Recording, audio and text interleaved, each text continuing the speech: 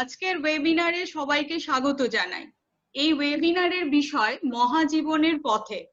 এই webinar internal quality assurance cell doctor Bhupendranath Dutta স্মৃতি মহাবিদ্যালয়, হাটগোবিন্দপুর, পূর্ব বর্ধমান দ্বারা পরিচালিত। আজকের ওয়েবিনারের বক্তা Ramakrishna mission Vivekananda educational and research institute, Belur মঠের স্বামী দিব্য সুখানন্দ মহারাজ।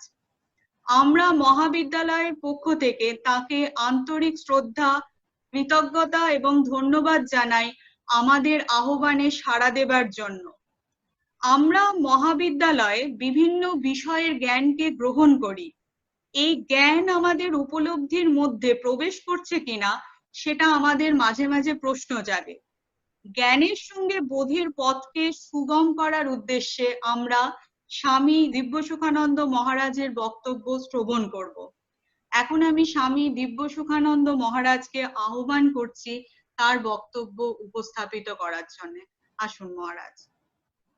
আজকে সকলকে এই শুভেচ্ছা নমস্কার জানাই। এই শিক্ষা প্রতিষ্ঠানে যারা রয়েছেন এবং শিক্ষা প্রতিষ্ঠান ছাড়া অন্য যারা সুধী রয়েছেন সকলকে আমার শুভেচ্ছা নমস্কার। আমি আপনাদের সঙ্গে যেখান থেকে যোগ দিচ্ছি সেটা হচ্ছে এইখানে Ramakrishna mission Vivekananda educational and research institute, একটা ডিমড ইউনিভার্সিটি রামকৃষ্ণ মিশনের। বেলুর মঠের মূল যে কেন্দ্র আপনারা জানেন তারই সামনে একটি রামকৃষ্ণ মিশনের শাখা কেন্দ্র। আমি এই বাড়ি থেকে আপনাদের সঙ্গে যোগ দিচ্ছি। আজকে যেটা বিষয়টা আলোচনা করার কথা ভেবেছি, আজকে আমরা আপনাদের সঙ্গে আলোচনা করার কথা ভেবেছি মহাজীবনের পথে বলে। এখন মহাজীবনের পথে জিনিসটা মনে হয় কম বেশি আপনারা সবাই এই আলোচনার সঙ্গে যুক্ত রয়েছেন, ফলে অপরিচিত খুব একটা নয়। আমি যদি সেই রকম একটা ভাবনা নিয়ে বলতে শুরু করি, আপনারা জানেন ধরে নিয়ে আশা করি বলতে সুবিধে হবে, আপনারাও বুঝতে সহজে পারবেন। মহাজীবনের পথে যখনই বলতে চাই তখন পথ এবং তার লক্ষ্য দুই এসে পড়ে আশা করি। মহাজীবনের পথে যখনই বিষয়টা হবে তখন দেখুন, শুরু করি ঠাকুরের কথা দিয়ে। যখন ঠাকুর বলবো তখন আপনারা সবাই গ্রহণ করবেন শ্রীরামকৃষ্ণদেবকে, শ্রীরামকৃষ্ণদেবকে গ্রহণ করবেন। আর স্বামীজি বললে নিশ্চয়ই স্বামী বিবেকানন্দকে, এবং মা বললে সারদা দেবী, মা সারদা দেবীকে গ্রহণ করতে হবে।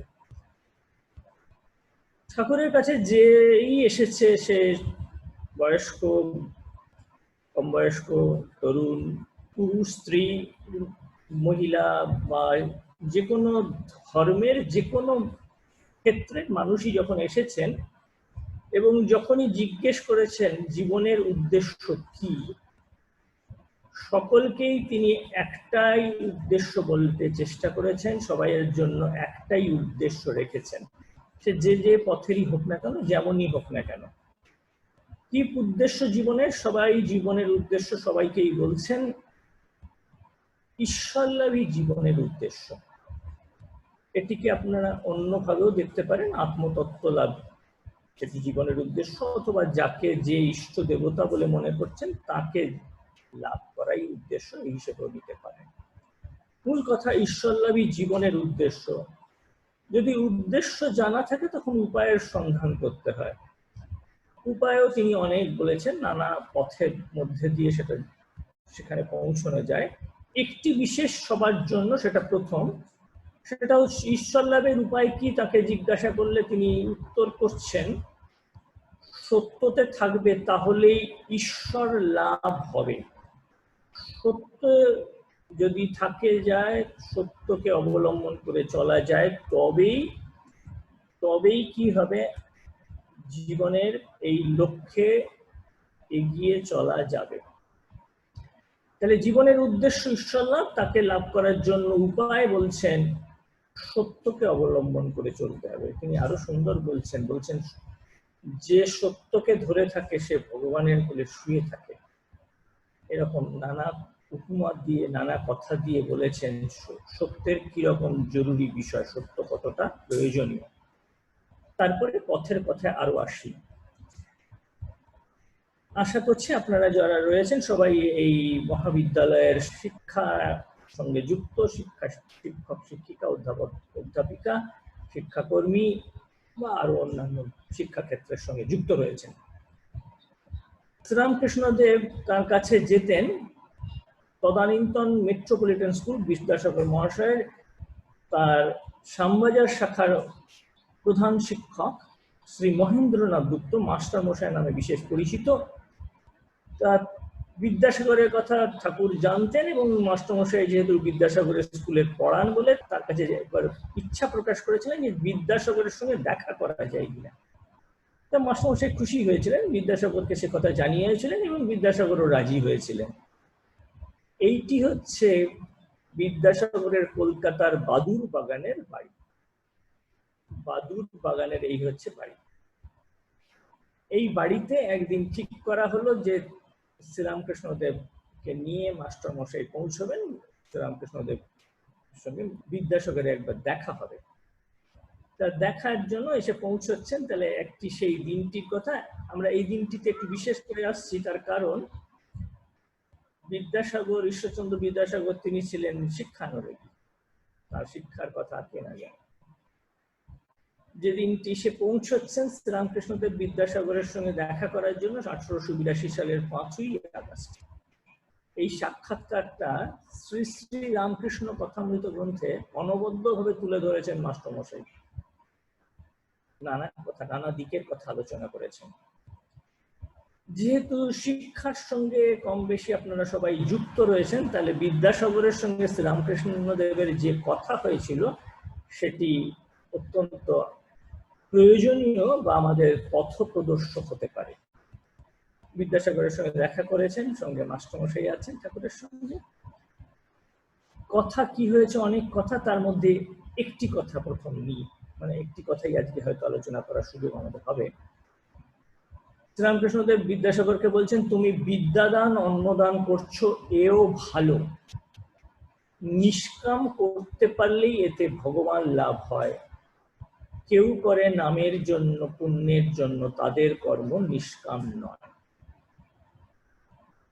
আমাদের মনে একটি প্রশ্ন জাগে বা জাগতে পারে যে আমরা শিক্ষাক্ষেত্রে আছি, সেই শিক্ষাক্ষেত্রে থাকতে থাকতে আমরা ঈশ্বর লাভের পথে সত্যি কি এগোতে পারি? মহাজীবনের পথে কি আমাদের এগোবার কোনো অবকাশ আছে? কারণ আমরা যে জায়গায় আছি বহু সময় শিক্ষার্থীদের সাহায্য করতে চলে যাচ্ছে বা অন্যান্য প্রশাসনিক কাজ করতে চলে যাচ্ছে, তাহলে আমাদের মহৎ জীবন গড়ার সময় কোথায় আছে? সেটি এখানে ঠাকুর শ্রীরামকৃষ্ণদেব সুন্দর করে বলে যাচ্ছেন এবং ঈশ্বর লাভ যে জীবনের উদ্দেশ্য, সেই উদ্দেশ্য এখানে সাধিত হতে পারে তাও বলছেন। এবং বলছেন বিদ্যাদান করছো বিদ্যাসাগরকে, এটা ভালো।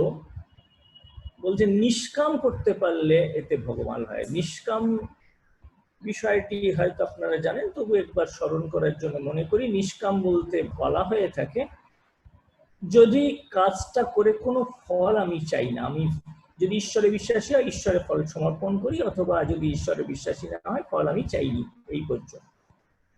আর অহংকার নয়, আমি করছি, আমি বলছি আমি এটা দান করলাম, এই অহং বুদ্ধি শূন্য হয়ে কাজ করা। আমার আমিত্বকে বড় করার কোনো দাবি সেখানে রাখবো না। এই কাজ যদি হয়, এইভাবে যদি কাজ হয়, সেটি নিষ্কাম কর্ম বলা হয়। এভাবে যদি কাজ করা হয় বিদ্যাদান অন্নদান, তাহলে বলছেন সেটি ভগবান লাভের সহায়ক। সঙ্গে সাবধান বাণীও জানিয়েছেন, বলছেন কেউ করে নামের জন্য, পুণ্যের জন্য। নাম পুণ্য এইসব লাভের জন্য যদি করা হয় তাহলে সেটা নিষ্কাম হয় না, আর সেই জন্য সেই কাজও ভগবত পথে, মহাজীবনের পথে আমাদের নিয়ে যেতে পারে।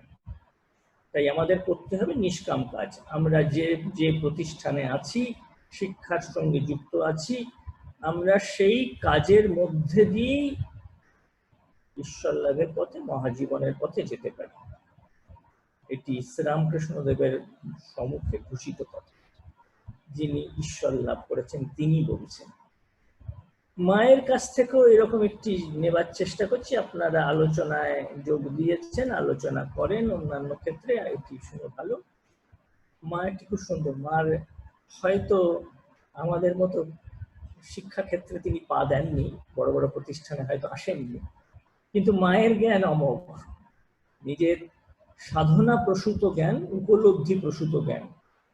মা বলছেন যেমন ফুল নাড়তে চাড়তে ঘ্রাণ বের হয়, চন্দন ঘষতে ঘষতে গন্ধ বের হয়, তেমনি ভগবত তত্ত্বের আলোচনা করতে করতে তত্ত্বজ্ঞানের উদয় হয়। ভগবত কথা আলোচনা করতে হয়, সেটা নিজে হোক, কয়েকজনে মিলে হোক, তার থেকে সুবাস নিতে হয়। ভগবত তত্ত্ব শুধু আলোচনা করে থেমে গেলে কিন্তু হবে না, মার কথা তা নয়, সেটি জীবনে প্রয়োগের মধ্যে দিয়ে আলোচনা, তবে তত্ত্বজ্ঞান উদয় হবে। এটি যেমন আপনারা করছেন, এর সঙ্গে সঙ্গে সেটি জীবনে যদি প্রয়োগ করা যায় তাহলে তার সুফল, তার লক্ষ্যে পৌঁছানো সম্ভব। আমরা শাস্ত্রে সেবার, আমরা এই শিক্ষাকে সেবা হিসেবে যদি দেখি বা অন্যান্য আর যারা সব সেবার কাজ আছে, শাস্ত্রে সেবার ভাবনা কেমন আছে গীতার দিক থেকে একটু যদি দেখার চেষ্টা করি। বলছেন লভন্তে ব্রহ্ম নির্বাণম ঋষয়া ক্ষীণ কলমশাহ ছিন্নদ্বৈধা যথাত্মানঃ সর্বভূতে হিতে রতাঃ। এই কথাটার একটু সাধারণ অর্থ নিয়ে শাস্ত্রে গীতায় যেভাবে বলা হয়েছে, যারা নিষ্কাম কর্ম দ্বারা নিষ্পাপ, সংশয় শূন্য, সংযত চিত্ত এবং সকল প্রাণীর কল্যাণে রত, সেই সব ঋষিরা এই জীবনেই ব্রহ্ম নির্বাণ রূপ মোক্ষ লাভ করে থাকেন। মোক্ষ বা মুক্তি ভারতীয় অধ্যাত্ম শাস্ত্রগুলো প্রায় বলে থাকে এটাই তাদের জীবনের লক্ষ্য, কারণ সব বাসনার ঊর্ধ্বে ওঠা যায়, চির আনন্দের অধিকারী হওয়া যায়। আমরা ছোটখাটো সুখ দুঃখ পাই, হারিয়ে যায়, আবার দুঃখ পাই, আবার সুখ পাই, এইভাবে চলছে। কিন্তু চিরস্থায়ী একটি আনন্দ যদি পেতে হয় তাহলে সেটি হচ্ছে এইভাবে পাওয়া যায় বলছেন। গীতাতেও বলছেন নিষ্কাম কর্ম দ্বারা এটা পাওয়া যেতে পারে, এবং যারা সকল প্রাণীর কল্যাণে রত, সর্বভূত হিতে রতাঃ, তারাও এটা পেতে পারেন। তো সেবা নানাভাবে হতে পারে, আপনারা শিক্ষা জগতে আছেন, সেও এক সেবা। তো সেবার কথা শাস্ত্রে গীতাতে নিলাম। আমি আরো একটি গীতার কথা আপনাদের সামনে তুলে ধরার চেষ্টা করি।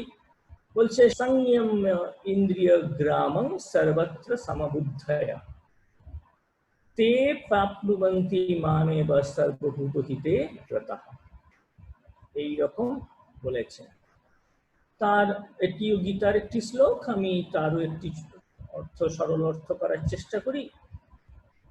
বলছেন সকল ইন্দ্রিয়কে বিষয় থেকে সম্যকরূপে প্রত্যাহার যদি গুটিয়ে নেওয়া যায়, এবং সর্বদা যার ইষ্ট অনিষ্ট প্রাপ্তিতে সমর্থ বুদ্ধির উত্তর রয়েছে এবং সকল প্রাণীর হিত পরায়ণ, তিনি আমাকেই প্রাপ্ত হন। ভগবান বলছেন তাকেই প্রাপ্ত হন। সমর্থ বুদ্ধি একটি বিষয়, আমরা দ্বিত্ব দুটোর মধ্যে চলি, সুখ এবং দুঃখের যেন গোল্লায়ের মধ্যে দিয়ে চলছে। সুখ দুঃখ আসবে কিন্তু এগুলো আমাকে প্রভাবিত করবে না, আমাকে আত্মহারা করে ফেলতে পারবে না, আমাকে ভাসিয়ে নিয়ে যেতে পারবে না। আমার মন স্থিত থাকবে ভগবত পাদপদ্মে বা ভগবত চিন্তায়, সেই রকম। এবং যারা ইষ্ট চিন্তায় যুক্ত, প্রাণীর হিতপরায়ণ, তারা ঈশ্বরকে লাভ করবেন। তাহলে এখানেও দেখুন এইভাবেও তাকে পাওয়া যায়। শ্রীরামকৃষ্ণদেব খুব অসুস্থ, ক্যান্সার রোগ ধরা পড়েছে, এসে পৌঁছেছেন কাশীপুরে, কলকাতার। সেখানে বাগানবাড়িতে ডাক্তার বলেছেন বাগানবাড়িতে বাতাসে হাওয়া খোলা থাকলে ভালো থাকতে পারে। ডাক্তার মহেন্দ্রলাল সরকার চিকিৎসা করছেন, তখনকার হোমিওপ্যাথি চিকিৎসা, ওষুধ বলতে প্রায় বিশেষ কিছুই নেই। তিনি লাইকোপোডিয়াম 200 দিয়ে চেষ্টা করছেন। এই বাড়িতে আছেন, দোতলার গৃহে তিনি থাকছেন।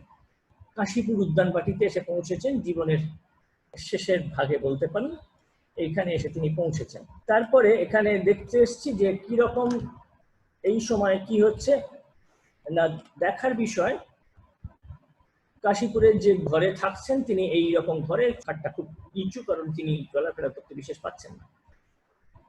এই সময়ে তার কাছে পৌঁছেছেন অনেকেই, তার যুবক ভক্তরা, গৃহী বয়স্ক ভক্ত অনেকেই পৌঁছেছেন, তার সেবাও করছেন, আর সাধন ভজনও চলছে। যেমন কাশীপুরে নরেন্দ্রনাথ সাধন ভজন করছেন, অন্যান্যরাও সাধন ভজন করছেন, নানা কিছু উপলব্ধিও তাদের কিছু কিছু হচ্ছে। নরেন্দ্রনাথও দেখতে পাচ্ছেন, এবং নরেন্দ্রনাথ মনে মনে ভাবছেন যে তার মনের যে বাসনা সেটি তাকে জানাবেন, সময়ের অপেক্ষায় আছেন। তার সময় একদিন এসেও গেল। কাশীপুরেই একদিন ঠাকুর জিজ্ঞেস করছেন নরেনকে, আচ্ছা তুই কি চাস? নরেনকে বলছেন তুই কি চাস? একটা এই প্রশ্নের অপেক্ষায় তো তিনি ছিলেন। সঙ্গে সঙ্গে তার তো উত্তর তৈরি আছে, তিনি তো তাকে জানাতেই চান। তিনি জানাচ্ছেন, নরেন বলছেন আমার ইচ্ছে হয় সুখদেবের মতো। সুখদেবের মতো কি করবেন? সুখদেবের মতো না, 5-6 দিন ক্রমাগত একেবারে সমাধিতে ডুবে থাকবেন, তারপর শুধু শরীর রক্ষার জন্য খানিকটা নিচে নেমে আবার সমাধিতে চলে যায়। সমাধি হচ্ছে, যদিও সমাধির নানা ভাগ আছে, তবে সমাধি হচ্ছে আধ্যাত্মিক সাধনার সর্বোচ্চ স্তর বলে গ্রহণ করা হয়। তো দেখুন, একজন শিষ্য, তরুণ যুবক শিষ্য, সে চাইছে সেই উচ্চতম জিনিসটি। শ্রীরামকৃষ্ণের উত্তর কি হলো? যদি কেউ একজন এরকম জিনিস চায়, নিশ্চয়ই খুশি হবারই কথা। এইরকম শিষ্য কোথায় পাওয়া যাবে যে একদম উচ্চ জিনিস চাইছে, কিছু জাগতিক জিনিস চাইছে না? শ্রীরামকৃষ্ণ কি বললেন? তিনি বলছেন, ছি ছি, তুই এত বড় আধার, তোর মুখে এই কথা? আমি ভেবেছিলাম কোথায় তুই একটা বিশাল বট গাছের মতো হবি, তোর ছায়ায় হাজার হাজার লোক আশ্রয় পাবে, তা না হয়ে তুই কিনা শুধু নিজের মুক্তি চাস। নরেন্দ্রনাথকে তিনি চিনেছিলেন, যিনি অন্যকে ছায়া দিতে পারেন। তাই নিজের মুক্তি লাভ করে ধর্মজীবনের উচ্চতম স্থানে পৌঁছানো যায়, কিন্তু সেটি নরেনের জন্য শেষ কথা তিনি মনে করছেন না। নরেনের কাছে তিনি আশা করছেন বিশাল বট গাছের মতো হবে এবং অন্যকে ছায়া দান করবে। আমরা সাধারণত বলি, যিনি বলছেন তিনি কি নিজের জীবনে তেমন করেছেন? আমরা সেটা দেখতে চাই, যাচাই করে দেখতে চাই। যিনি বলছেন অনেক বড় বড় কথা, তিনি কি সত্যি নিজের জীবনে করেছেন? আমরা শ্রীরামকৃষ্ণের জীবনে দেখতে পাই এবং আজকের স্বামী বিবেকানন্দের জীবনে দেখতে পাই। তারা সেই যুগে তাদের কাছে যারা এসেছিলেন এবং আজকের যুগেও তাদের কাছে অধ্যাত্ম জীবন যাপনের জন্য যারা আসছেন, সবাই তারা সাহায্য পাচ্ছেন তাদের কথার বাণী, তাদের জীবনের মধ্যে দিয়ে। ফলে তারা দুজনেই আজও ছায়া দান করে চলেছেন। সেবার তাহলে কত বড় স্থান দিচ্ছেন, এটি দেখার বিষয়। তাহলে সেবার স্থানে এইরকম সব রয়েছে। সেবাকে এইভাবে দেখেছেন, সেবা করব কেন? আজকের যুগে আমরা অনেক সময় বলে থাকি আমরা প্র্যাগম্যাটিক, আমরা কোনো ঠিক এর উদ্দেশ্য না জেনে, কার্যকারণ ফলাফল না জেনে কেন কাজ করতে যাব? যদি কিছু লাভ না থাকে কেন করব? তো প্রায়োগিক দিক আমরা খুব ভালো দেখতে চাই। প্রায়োগিক দিকে দেখতে গেলে স্বামীজি শিষ্য শরৎচন্দ্র চক্রবর্তীকে বলছেন তুই যত একাগ্রতার সহিত পরের ভাবনা ভাববি, ততটা আপনাকে ভুলে যাবি। এই রূপে কর্মে যখন ক্রমে চিত্ত শুদ্ধি হয়ে আসবে, তখন তোর আত্মা সর্বজীবে সর্বঘটে বিরাজমান। তাই পরের হিত সাধন হচ্ছে আপনার আত্মার বিকাশের একটা উপায়, একটা পথ। এও জানবি এক প্রকার ঈশ্বরের সাধনা। বলছেন এরও উদ্দেশ্য হচ্ছে আত্মবিকাশ। তো সেবা, যে কোনো ভাবে সেবার মধ্যে দিয়ে আমরা সেই মহাজীবনের পথে চলতে পারি। সেজন্য আপনারা যে কর্মক্ষেত্রে রয়েছেন সেখানের মধ্যে দিয়েও চলতে পারেন এই মহাজীবনের পথে। কাজটি কিভাবে হবে, উদ্দেশ্য কিরকম সব বলেছেন, উপায়, সবসময় উপায়ের কথাটি আমাদের মনে রাখার বিষয়। উপায়ের কথাটি বলবার বিষয়, উপায়ের কথাটি কিন্তু স্বামীজি খুব বিশেষ করে স্পষ্ট করে বলছেন। আমরা অনেক সময় সেবার মধ্যে অনেক সময় নিজেকে উচ্চ নিচ ভাবনার মধ্যে দিয়ে দেখার চেষ্টা করি। বলছেন প্রত্যেক নরনারীকে সকলকে ঈশ্বরের দৃষ্টিতে দেখতে থাকো, তোমরা কাউকে সাহায্য করতে পারো না, কেবল সেবা করতে পারো। যিনি দান করেন তিনি মনে করেন তিনি যেন একটু উচ্চ স্থানে রয়েছেন, উচ্চ আসনে রয়েছেন। যিনি গ্রহণ করছেন তার তো কিছু নেই, সেই জন্য সে গ্রহণ করছে, সেই জন্য সে একটু নিচুতে আছে। এটি কিন্তু নয়। দুজনেই সম আসনে রয়েছেন, বরং যিনি দান করছেন তিনি যদি ইষ্ট দেবতাকেই দান করছেন এই বলে কাজ করেন, তাহলে তার এই সেবার মধ্যে দিয়ে জীবনের অগ্রগতি দ্রুত হবে। সেবা হবে এইভাবে, আমরা কাউকে সাহায্য করতে পারি এই ভাবনা নিয়ে করলে কিন্তু সেই কাজের মধ্যে দিয়ে আমাদের জীবনের অগ্রগতি হচ্ছে না। তাহলে এইভাবে এই রকম আমরা বুঝবার চেষ্টা করছি কিরকম বিষয়টা। স্বামীজি আরো বলছেন কিরকম সেবার একটি সতর্কবাণীও বটে বা কিভাবে করা উচিত। বলছেন, no great work can be achieve by humbug. ভান করে কোনো বড় কাজ করা যায় না, চালাকির দ্বারা মহৎ কাজ হয় না। বলছেন, it is through love, a passion for truth and tremendous energy that all undertakings are accomplished. ভালোবাসার দ্বারা, সত্যের প্রতি অনুরাগের দ্বারা, কর্মের নিষ্ঠার দ্বারা, কর্ম কঠোর হওয়ার দ্বারা সমস্ত কাজ ভালো হয়, সার্থক হয়।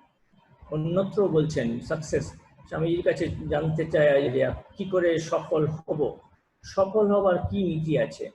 স্বামীজি বলছেন সফল হবার নীতি, অন্যত্র বলছেন সফল হবার নানা দিকের কথা বলতে গিয়ে, purity, patience and perseverance are the three essentials to success and অ্যাভাব all লাভ। এইরকম বলছেন কি করে সাফল্য লাভ করা যায় জীবনে। তো এইগুলো বিশেষ বিশেষ গুণের কথা বলছেন।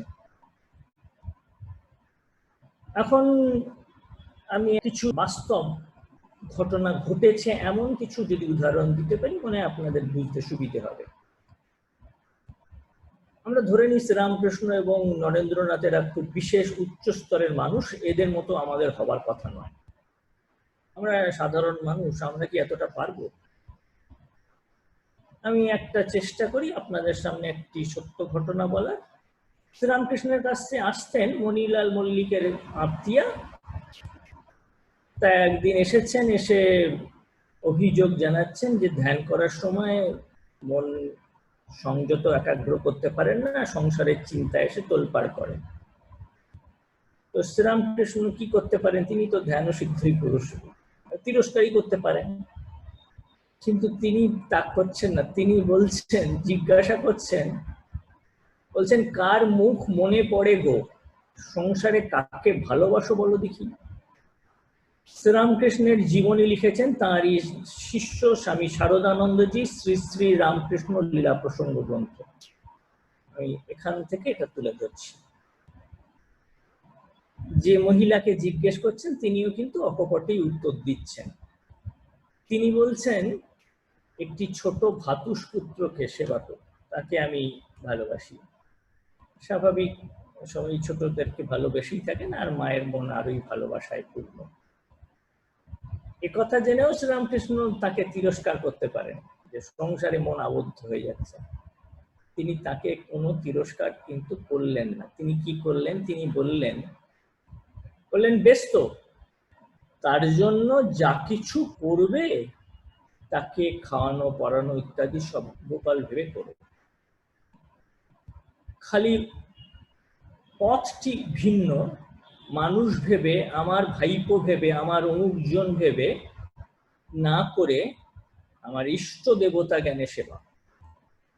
তাহলে আমার সতত চিন্তা থাকবে ইষ্ট দেবতার, ভগবত জীবনের অধিকারী হব, প্রতি মুহূর্তের মহাজীবনের পথে চলবো সতত।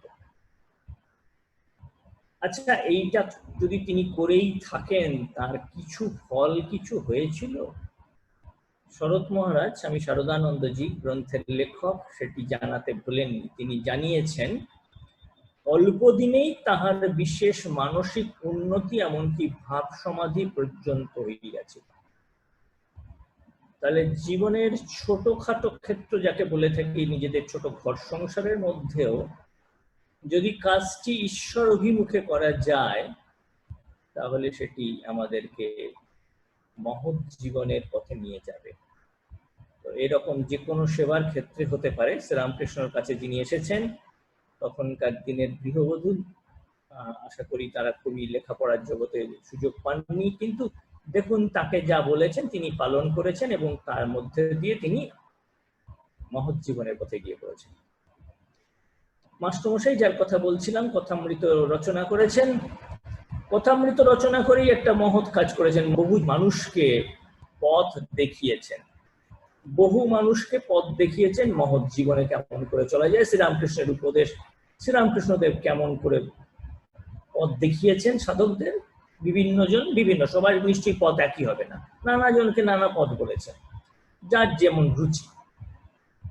এই গ্রন্থটার সম্পর্কে স্বামী গম্ভীরানন্দজি বেশ মত প্রকাশ করেছেন। গম্ভীরানন্দজি রামকৃষ্ণ মঠ মিশনের অধ্যক্ষ ছিলেন, সুলেখক, গবেষক, সাধক, সব দিক থেকে উন্নত তার জীবন। তিনি বলছেন, শ্রীরামকৃষ্ণের ভাষার সহজ সাবলীল গতি এই বইতে আছে, ভাবের গাম্ভীর্য, স্বল্প কথায় সজীব চিন্তাঙ্কন, সর্বজনীন সহানুভূতি এবং অসীম উদারতা, যার জন্য লেখককে অমর করেছে। গ্রন্থ রচনার মধ্যে দিয়েও মানুষের সেবা করা যেতে পারে যদি গ্রন্থের উদ্দেশ্য, রচনার উদ্দেশ্য মহৎ হয়। আর মাস্টারমশাইয়ের কাছে যারা গেতেন, মাস্টারমশাই বলতেন তিনি একটা যেন অমৃতের ঘট রেখেছেন, তার থেকে কলসি রেখেছেন, তার থেকে মানে শ্রীরামকৃষ্ণের কথা তার কাছে রয়েছে, তিনি তার থেকে একটু একটু করে সকলকে দিতেন। সকলেই ঠাকুরের কথা, তার অধ্যাত্ম জীবনের পথ নির্দেশের কথা জেনে সমৃদ্ধ হতেন, জীবনকে উন্নত করতে পথ দেখতে পেতেন। তো এই হচ্ছে, দেখুন শিক্ষা ক্ষেত্রে থেকে তিনি কিরম করে মহৎ জীবনের অধিকারী হয়েছেন। অনেকেই যারা সন্ন্যাস হয়েছেন শ্রীরামকৃষ্ণের শিষ্যদের মধ্যে, সন্ন্যাসী শিষ্য, তার মধ্যে কেউ কেউ কখনো না কখনো মাস্টারমশাইয়ের স্কুলে পড়েছেন, বা পরবর্তীকালেও যারা মহৎ জীবনের জন্য চলেছেন, সন্ন্যাসী নাই বা হয়েছেন, অনেকেই মাস্টারমশাইয়ের সান্নিধ্যে এসেছেন এবং সকলেই উপকৃত হয়েছেন। এই হচ্ছে শিক্ষা জীবনের সঙ্গে যুক্ত থেকেও তিনি অন্যকে মহৎ জীবনে চলার পাথেও জুগিয়েছেন। একজন প্রবীণ সাধুর কথা বলি, আমার মনে হয় আমাদের তাতে সময় ফুরিয়ে আসবে। একজন প্রবীণ সাধু, তিনি তার সামনের উঠোনটা ঝাঁট দিচ্ছেন। একজন তরুণ ব্রহ্মচারী মহারাজ দেখতে পেয়ে এসে বলছেন, মহারাজ আপনি ঝাঁটাটা আমায় দিন, আমি ঝাঁট দিয়ে দিচ্ছি। মহারাজ মৃদু মৃদু হাসছেন, কিন্তু ঝাঁট দিয়ে যাচ্ছেন। তারপরে বলছেন, আচ্ছা তোমার ঝাঁট দেবার ইচ্ছে হলে আরেকটা ঝাঁটা দিয়ে ঝাঁট দাও। তখন ব্রহ্মচারী মহারাজ বলছেন, না মহারাজ আপনাকে কিছুই করতে হবে না, আমি একটা ঝাঁটাটা দিন, আমি পুরোটা ঝাঁট দিয়ে দেবো। তো মহারাজ তখন মৃদু মৃদু হাসছেন, ঝাঁট কিন্তু দিয়ে যাচ্ছেন। তা বলছেন, আচ্ছা দেখো আমি যদি পূজার আসনে বসে পড়ি, তা তুমি আমাকে কি সেরকম সেদিন তুলে দেবে? ব্রহ্মচারী মহারাজ বলছেন, না না, তা কি হয় নাকি, পূজার আসনে কেউ বসে পড়লে তাকে তুলে দেওয়া যায় নাকি? তখন এই প্রবীণ সাধু বলছেন, সব কাজই কি তার সেবা নয়, তার পূজা নয়। সেজন্য আমরা যে কোনো কাজই করি না কেন, যদি আমাদের মহৎ ভাবনার দ্বারা পরিচালিত হয় সেই কাজ, তাহলে তা আমাদের মহৎ জীবনের পথে নিয়ে যেতে পারে। স্বামী এক জায়গায় বলছেন, কোনো মানুষকে যাচাই করতে গেলে সে সকলের অলক্ষ্যে ছোট কাজটিও কেমন করে করছে দেখতে হয়। দেখলে বোঝা যায় সে কোনো কাজ কেমন করে করে। অনেক সময় নামের জন্য অনেকে সামনে অনেক কিছু করে দেখাতে পারে, কিন্তু ছোটখাটো কাজও যখন মহৎ ভাবনার মধ্যে দিয়ে করেন, তখন বুঝতে হবে তার মধ্যে সেই মহৎ ভাব এসেছে। তো প্রবীণ সাধুর জীবনে আমরা সেই রকম কথাটি দেখতে পেলাম। আমি সকলকে নমস্কার জানাই, আমার সময় শেষ হয়েছে। আজকে আমাকে সুযোগ দিলেন তার জন্য আমরা কৃতজ্ঞ। সকলকে ধন্যবাদ জানাই এবং নমস্কার, শুভেচ্ছা জানিয়ে আজকে শেষ করি।